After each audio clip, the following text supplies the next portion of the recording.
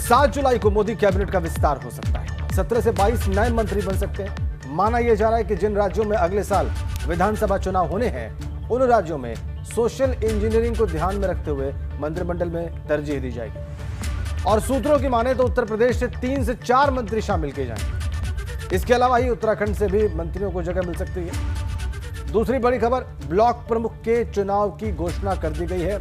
UP में 826 blocks में 10 जुलाई को मतदान होगा और उसी दिन नतीजे घोषित किए जाएंगे।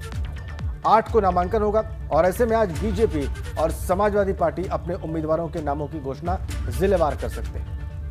तीसरी बड़ी खबर, यूपी में वैक्सीनेशन की रफ्तार सुस्त हो गई है। इसको लेकर आज सुबह 10:30 बजे मुख्यमंत्री टीम 9 के साथ बैठक करेंगे और इसमें आज मुख्य रूप से वैक्सीनेशन पर ही बात होगी। राष्ट्रीय स्वयंसेवक संघ के सरसंघचालक मोहन भागवत का आज से 7 दिवसीय चित्रकूट का दौरा शुरू हो रहा है। मोहन भागवत आरएसएस के 5 दिवसीय विश्व स्तरीय बैठक में शामिल होंगे।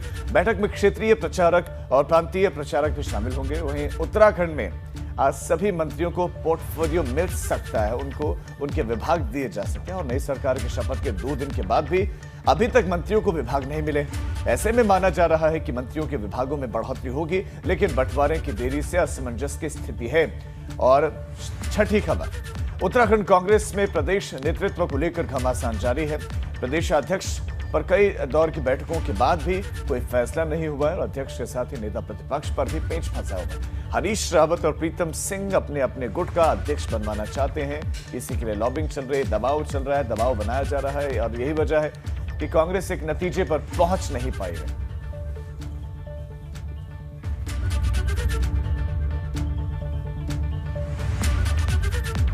और अब खबरें पूर्वांचल की सुपरफास्ट अंदाज में आपको दिखाते हैं। चलिए शुरू करते हैं। मिर्जापुर का गुलाबी पत्थर भगवान श्री राम के मंदिर अयोध्या की शोभा बढ़ाएगा। शोक स्तंभ, संसद की सीढ़ियों, बौद्ध स्तूप और लखनऊ के अंबेडकर पार्क के बाद अब गुलाबी पत्थर भगवान श्री राम के चरणों की शोभा बनेगा।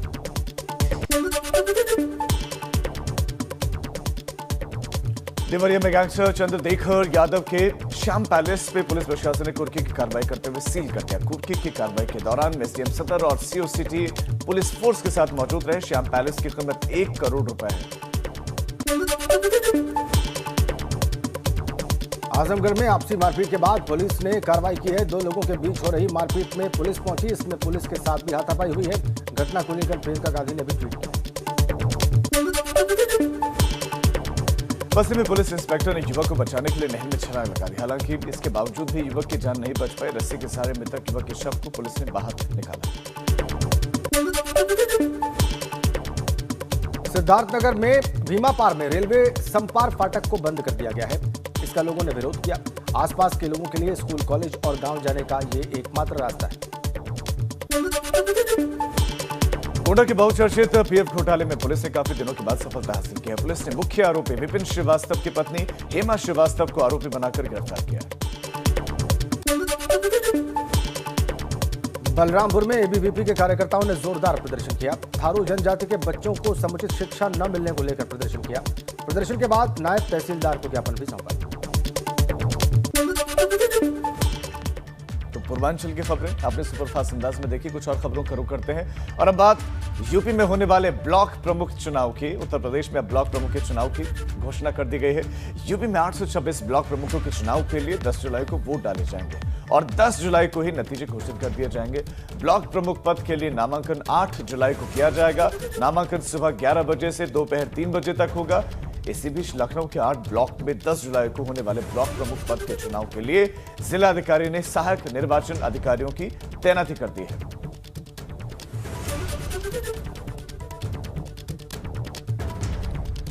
आइए इस चुनाव के बारे में और विस्तार से जानकारी लेते हैं। लखनऊ से हमारे सहयोगी अनुभव शुक्ला इस वक्त हमारे साथ सीधा कनेक्ट है। अनुभव, आप जिला पंचायत अध्यक्ष पद के चुनाव हो गए और उसमें सत्ताधारी पार्टी ने अपना जो प्रभुत्व था वो साबित किया, अपनी ताकत को साबित किया, जबरदस्त जीत हासिल की और उस पर विपक्ष ने तरह तरह के हमले किए, वो सब हमने देखा है।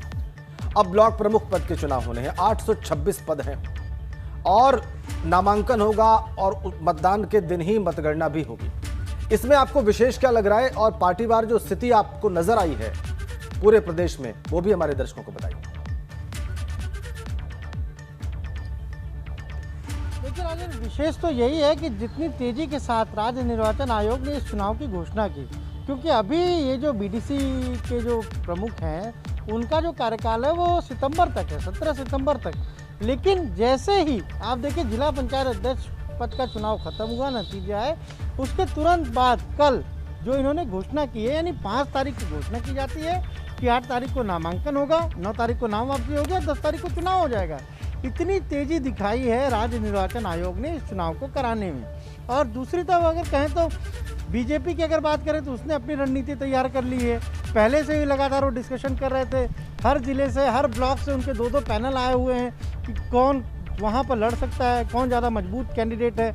और कुल 826 ब्लॉक प्रमुख चुने जाएंगे। लेकिन जब आपको याद होगा जब चुनाव हुए थे बीडीसी के, तब 1,64,000 से ज़्यादा पदों पर इलेक्शन हुए थे और अब उनके प्रमुख को चुना जाना है। तो बीजेपी की अपनी तैयारी है, समाजवादी पार्टी भी जिले स्तर पर अपनी तैयारी कर रही होगी, जाहिर सी बात है।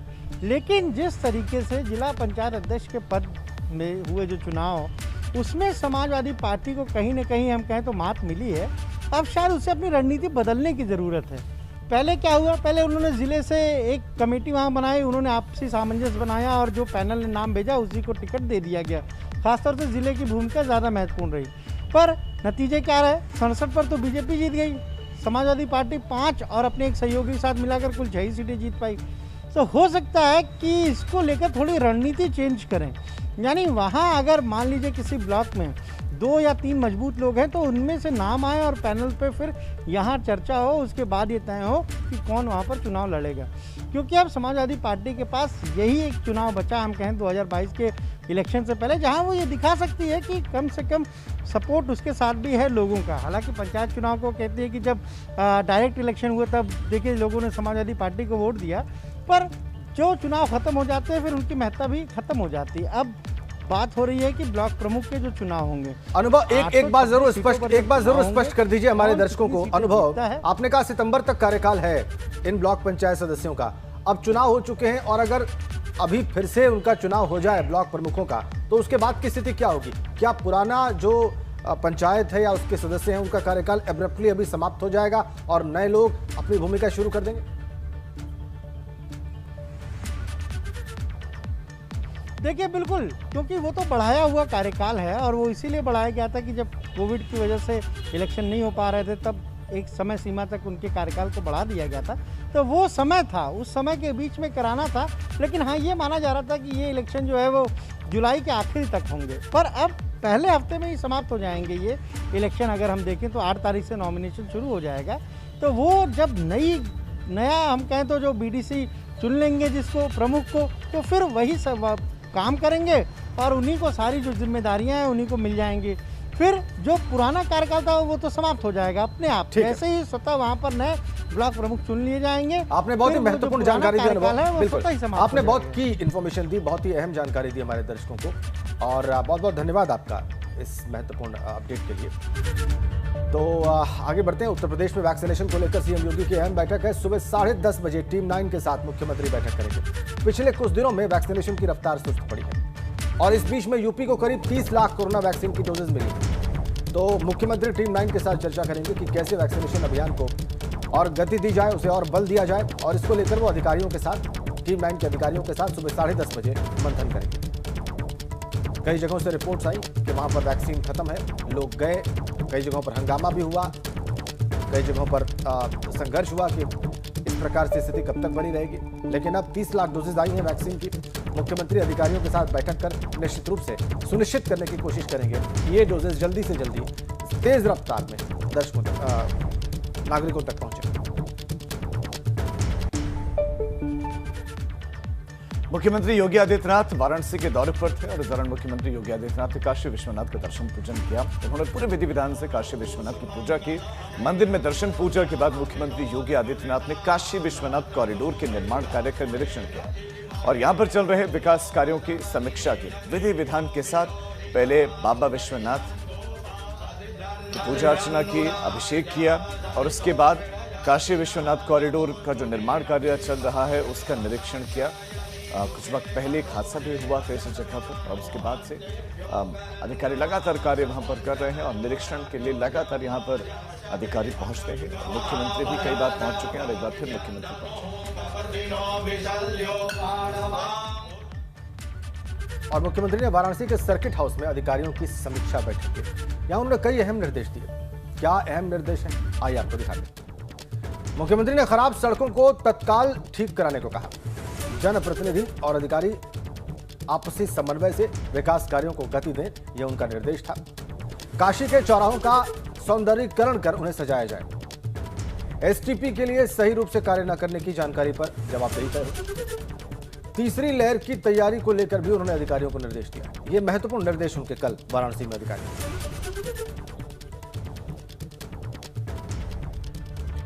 प्रधानमंत्री नरेंद्र मोदी के करीबी और यूपी बीजेपी के प्रदेश उपाध्यक्ष ए.के. शर्मा कृष्ण के नगर वृंदावन पहुंचे, जहां पर उन्होंने ठाकुर बांके बिहारी मंदिर के दर्शन किए और आशीर्वाद दिया।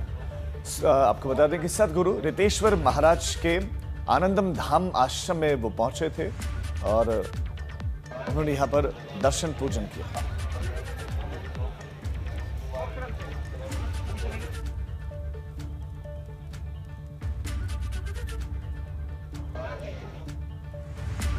और एक बड़ी अपडेट आपको देते हैं, लखनऊ से हमारे पास है। विशेष सचिव गोपन कृष्ण गोपाल को सेवा विस्तार दिया गया, एक्सटेंशन दिया गया सर्विस का। योगी सरकार ने फिर से कृष्ण गोपाल को सेवा विस्तार दिया और इस बार विशेष सचिव को 3 महीने का सेवा विस्तार दिया गया है। लगातार एक्सटेंशन पा रहे हैं विशेष सचिव कृष्ण गोपाल।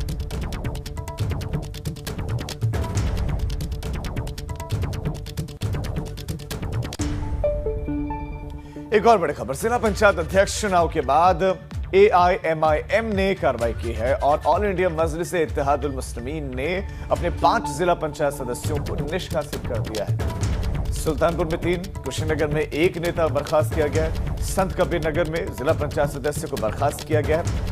बीजेपी को वोट देने पर पार्टी ने कार्रवाई की है। एआईएमआईएम के 5 जिला पंचायत सदस्य जीते थे। हालांकि पहले एआईएमआईएम ने आरोप कुछ और लगाए थे और आरोप बीजेपी पर लगाए गए थे, लेकिन अब अपनी ही पार्टी के कार्यकर्ताओं पर यह कार्रवाई की है। बीजेपी को वोट देने पर एआईएमआईएम ने यह कार्रवाई की है, उनको निष्कासित कर दिया।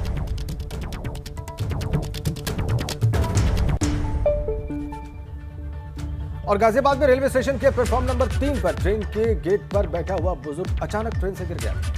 प्लेटफॉर्म के नीचे जाते हुए आरपीएफ के जवानों ने बुजुर्ग को भागकर बचाया। जवानों के इस हौसले की चारों ओर तारीफ हो रही है। आरपीएफ के जवान का नाम आलोक है, क्षमा करें त्रिलोक है, और ये पूरी घटना, ये सब कुछ सीसीटीवी में कैद हो गया। देखिए कैसे बचाया इस बुजुर्ग को आरपीएफ के जवानों ने। प्रमुख भूमिका जिस जवान की रही उसका नाम त्रिलोक। ये देखिए गेट पर बैठा हुआ बुजुर्ग गिरता है, भागकर आरपीएफ के जवान पहुंचते हैं और इसे बचाते हैं। गाजियाबाद की तस्वीरें रेलवे स्टेशन की।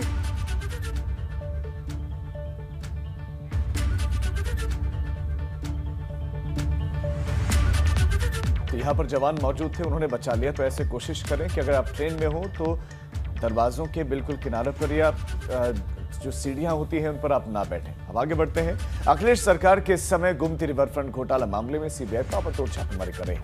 ये छापेमारी 8 आरोपियों के ठिकानों पर हुई है, जिसमें तत्कालीन चीफ इंजीनियर रूप सिंह यादव भी शामिल रहे और उनके लखनऊ समेत तमाम ठिकानों पर छापेमारी की गई। सीबीआई ने लखनऊ के गोमती नगर, विकास नगर, आशियाना समेत कई जगहों पर छापेमारी की। वहीं गाजियाबाद और नोएडा के ठिकानों पर भी छापेमारी की गई। और आपको ये बता दें कि सिंचाई विभाग के 16 तत्कालीन अधिकारियों और 173 ठेकेदारों पर एफआईआर दर्ज की गई है। गोमती रिवरफ्रंट घोटाला मामले में ये ताबड़तोड़ छापेमारी जगह जगह सीबीआई की टीम ने की। उत्तर प्रदेश के मेरठ की जगह नोएडा, ग्रेटर नोएडा, अलीगढ़, आगरा, लखनऊ में ये छापेमारी हुई और सिर्फ उत्तर प्रदेश ही नहीं, बंगाल तक में छापेमारी हुई।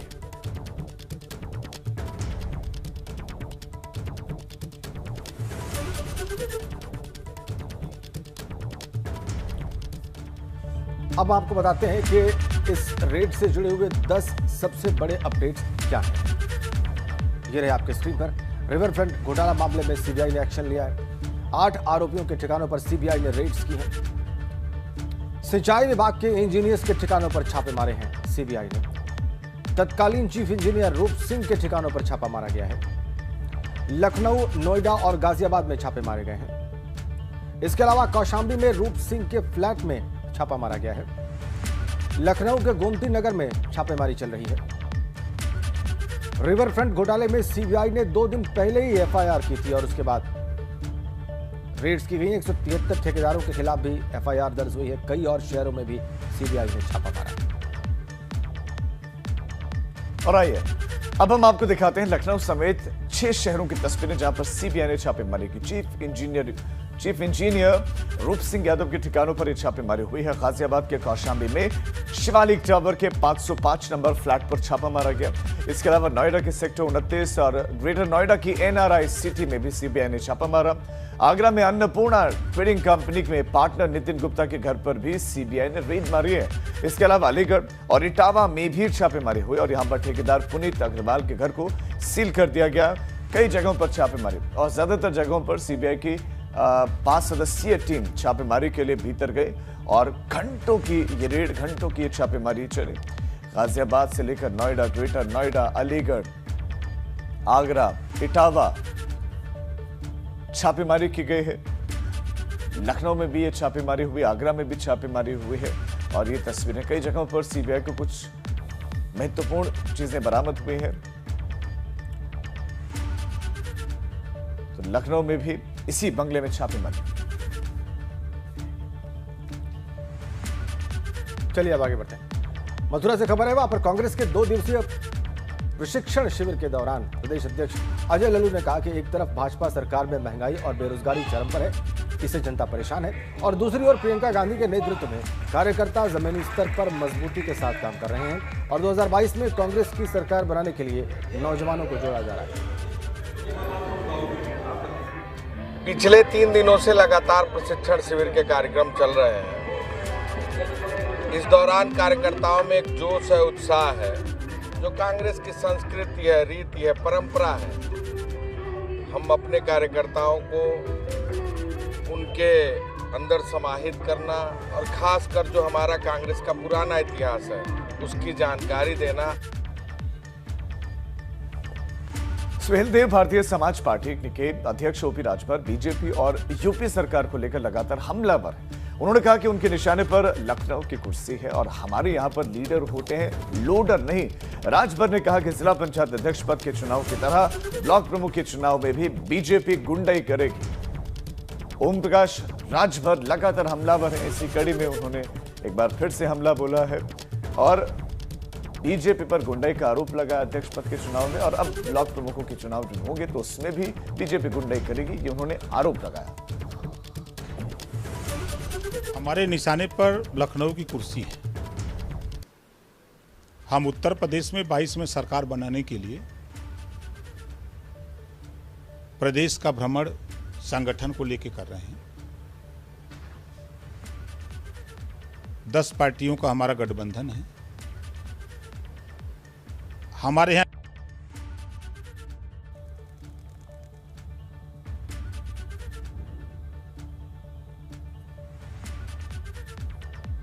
और अखिल भारतीय अखाड़ा परिषद ने संघ प्रमुख मोहन भागवत के बयान का समर्थन किया है। अखाड़ा परिषद के अध्यक्ष महंत नरेंद्र गिरि ने कहा कि देश में रह रहे हिंदुओं, मुसलमानों और ईसाइयों का डीएनए एक ही है, क्योंकि कुछ लोगों ने लालच और दबाव में हिंदू धर्म छोड़कर इस्लाम और क्रिश्चियन धर्म को स्वीकार किया था। महंत नरेंद्र गिरि ने मुसलमानों और ईसाइयों से अपील की कि वो अपने पुराने धर्म में लौट आएं। यह है मॉब लिंचिंग को लेकर जिस पर बवाल मचा हुआ है, वैसे उसको लेकर कांग्रेस, समाजवादी पार्टी सभी उस पर जो है तरह तरह की प्रतिक्रिया दे रहे हैं। लेकिन अखिल भारतीय अखाड़ा परिषद का क्या कहना है इस बयान को लेकर? देखिए, आदरणीय भागवत जी का बयान बिल्कुल सत्य है और सारे संत महात्मा उनका समर्थन इसलिए करते हैं कि ओवैसी जी अपने पूर्वजों पर ध्यान दें तो वो पहले हिंदू ही रहे होंगे।